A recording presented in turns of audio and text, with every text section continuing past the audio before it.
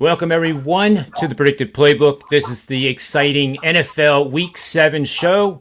As you can see, I have Rocky Atkinson, Don Buster, and Jesse Schule in the house to join me and break down many games here in quick-hitting fashion. You're going to get a lot of powerful betting advice here. We are 31-10 against the spread as a panel of experts. Sorry about that. So without further delay, let's get right to it. We're going to start with Jesse Schule, and we're looking at the Tampa Bay Buccaneers as they take on the Bears from Chicago. The Bears are the road team, 3-3 on the season, surprisingly. The Bucs are 5-1, 3-0 at home, and that's no surprise. This will be taking place at Raymond James Stadium in Tampa, Florida, with a temperature at game time expected to be 88 degrees. Tampa Bay comes into this game as a 12.5-point home favorite with a total of 47. I believe, Jesse, you have a prop bet here on a player or two. Roger that, John. I'm looking at the quarterback for Chicago, Justin Fields, and I really believe this is just a terrible matchup for the Bears. We all know that the Bears like to run the ball, and Justin Fields is not the most accurate passer in the NFL. He's flirting with a 50% completion percentage. On the year, he's thrown for 632 yards, 2 touchdowns, and 3 picks. The Bucs defense is not actually very good against the pass, so that might allow the Bears to really step up their passing attempts. However, the Bucs defense is number 1 in the NFL against the run. They're only allowing 55 yards per game, which is terrible for the Bears, terrible for Fields, really puts the pressure on him. He's going to have to pass the ball to have any success, and that could lead to disaster.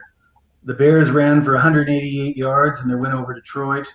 They ran for 143 yards in their win over Las Vegas, and they ran for 140 yards in their loss at home to Green Bay.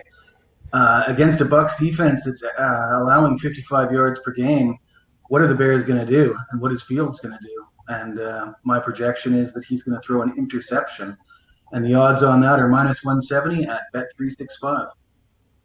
Oh, I love it. I love the breakdown, Jesse. And by the way, tell us what you got going on this weekend at sportsmemo.com. Well, John, I always like to encourage the clients to take a 3-day all-inclusive package. And the incentive for doing that is I go big or go home, especially on Saturdays with all the sports going on. And for those of you who don't know me, I have some really good records with both CFL and soccer, 2 sports that are often neglected. I won't even tell you what my records are because I don't think you'd believe me. You'd have to go and check it out for yourself at sportsmemo.com on the leaderboards to believe it. I love it, Jesse. Let's move over to Buster, and we're going to talk another NFL game here. And this is a pretty big matchup with a 1 o'clock kickoff start. Cincinnati, 4-2, is visiting Baltimore, and the Baltimore Ravens, who have gotten off to a strong 5-1 start. They're 3-0 at home. Baltimore is a 6.5-point favorite. The over-under is 47 points. This could be a preview of a AFC Championship game maybe down the road. So, Buster, where am I going to make a best bet in this matchup? Well, John, I'm hoping that I'm not going to be that weak link of last week because I actually went against Baltimore and had the Chargers. So that was one of those 10 losers you're talking about. So hopefully we'll be a little bit better this week. We're going to go with the under 47 here. The Ravens look like their defense has come back to life. It was a bit of a shit show for the first 2 weeks, but now they played fantastic last week against a very good Chargers club who up before that had put up 30, 28, and 47 points in their previous 3 games. Actually, the fact right now, Baltimore's defense, in their last 4 games, they've held 3 out of the 4 teams to only 17 points. So that defense is there. Now, Cincinnati comes here with the 20th ranked offense, and it's going to be some tough sledding against this defense. There's no doubt about that. And I believe you'll see the Ravens look to run the ball here. They've got the 4th ranked rushing offense. They know like Baltimore's very good at long, consuming drives, taking 6-7 minutes off that clock. Really believe that's going to help us here with this under. And of course, like always, John, I have a couple of stats that you always like to talk about. So what I've got here is the under is 7-2 in Baltimore's last 9 games after a win. And also, the under is 15-5-2 in Cincinnati's last 22 games on the road. So, being that this is a divisional game, it's usually nice smash mouth football here going on. So, we like the under here, under 47 between these two clubs. Great breakdown, Buster. And tell us what you got going on at sportsmemo.com this weekend. Well, like Jesse says, best way to go is to get a 3-day or 7-day all-access pass. But actually tonight, I have my first 5% NHL release of the season. We're having a really good start to the NHL season, which is always nice because it's a marathon, not a sprint when you've got 9 months of NHL hockey. And our record going into from last year, we're 5-1-1 on our last 7 5% NHL releases. So you can pick that up over at Sports Memo, but I suggest getting that 3-day all-access pass that you have so nicely on the scroll down there at Playbook 50 and get 50% off. So, yeah, it's great stuff. Guys and gals, you got to take advantage of that Playbook 50 promo code and get 50% off our cheapest subscription that we offer at sportsmemo.com. You're looking at 4 guys that are running pretty darn hot right now. And it's not the first time we've done this in some of our very long careers, which I guess the 4 of us probably, you're looking at about 80 plus years of sports betting experience. So take advantage of it. Let's move over to Rocky Atkinson. He is going to talk about the big Monday night showdown with the Saints, 3-2, 2-1 on the road, traveling basically across country to Seattle, who is struggling at 2-4. Without the quarterback Russell Wilson, they're a totally different team, and they're 0-2 at home. New Orleans comes into this game as a road favorite of 4.5 points. The total's 42.5. Rocky, take it away and tell us where the best bet is in this matchup. All right, John. I wasn't very high on this New Orleans team coming into the season with Breeze retiring and Jameis Winston taking over at quarterback. But they came out blazing. They crushed Green Bay 38-3 in their opener. This is a team that's scoring 25.4 points per game overall this year, 26.5 points per game on the road this season. The Saints are only allowing 16 points per game on the road this year, where they are 3-1 straight up away from home. And going back the past 3 years, they are 15-4 straight up, 14-5 against the spread when playing on the road. The Seattle defense hasn't been that good this year, allowing 292.3 passing yards per game and a whopping 433.2 total yards per game this season. Seattle's allowing 24.8 points per game overall this year, 29.5 points per game at home this season. New Orleans has also had a week to rest and prepare for this one. And to top it all off, it makes things worse for Seattle. Their quarterback, Russell Wilson's out, so they're having to rely on backup Geno Smith. A few trends to look at here. New Orleans is 17-7 against the spread the last 24 games as a road favorite.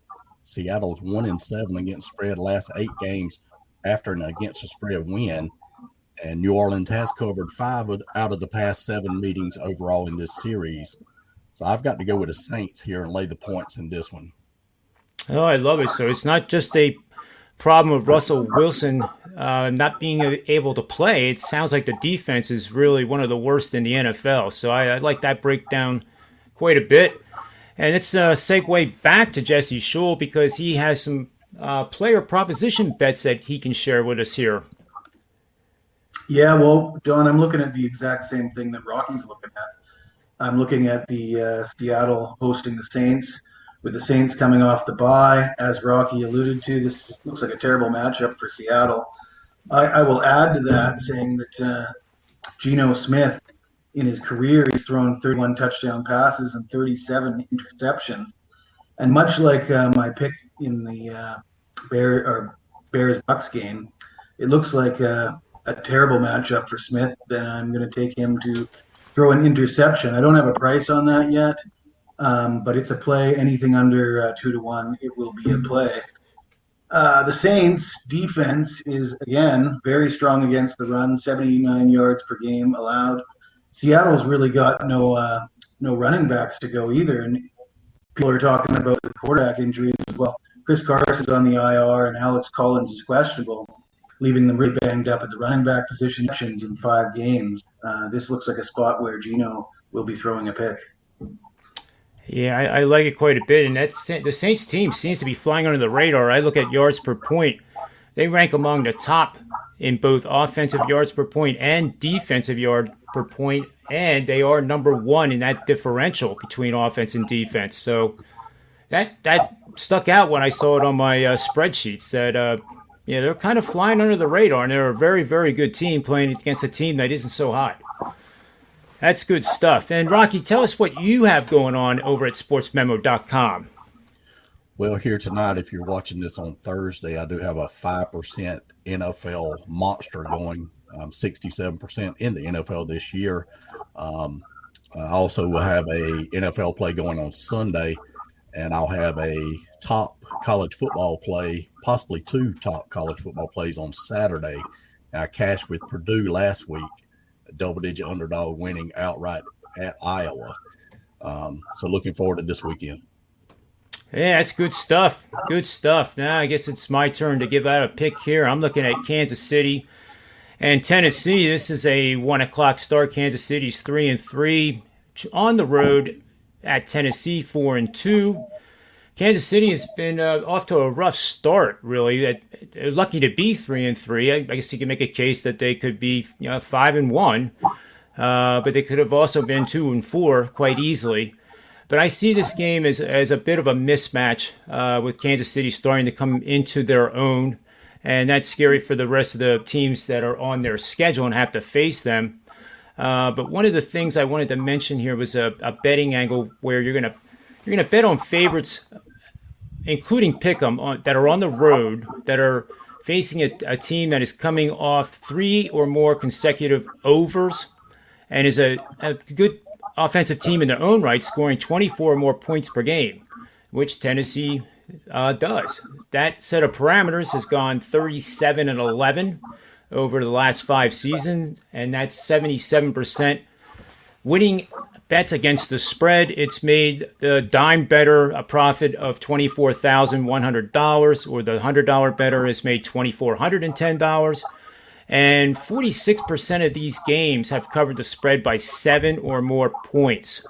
So I think Tennessee is in a terrible spot, coming off the big game last week.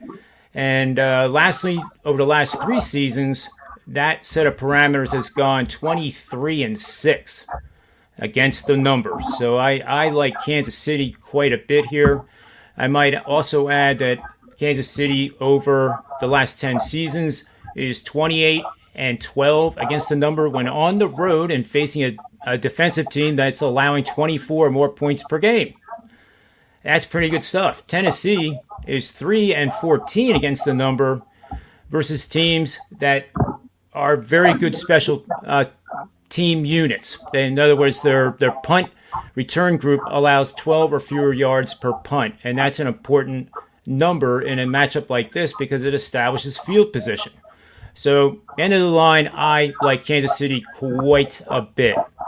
And I have some stuff going over at sportsmemo.com. It's a big weekend. I will have a 5%er coming out on Saturday. The last one I had was a 10-unit play, actually. It was my SEC game of the month, and it was on Texas A&M, who upset that team from Alabama called the Crimson Tide.